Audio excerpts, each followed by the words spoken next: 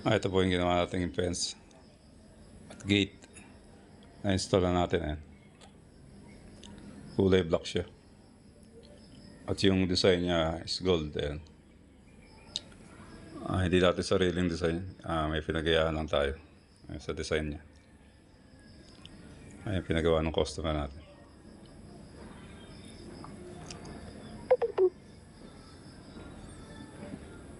Ang materials niya is 2x3 at 1x1 na tubular.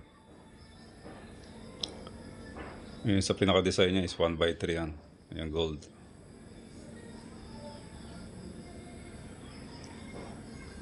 Meron din siyang kasama service kit.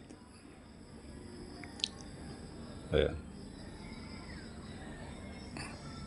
Okay. Thank you po sa inyo. God bless.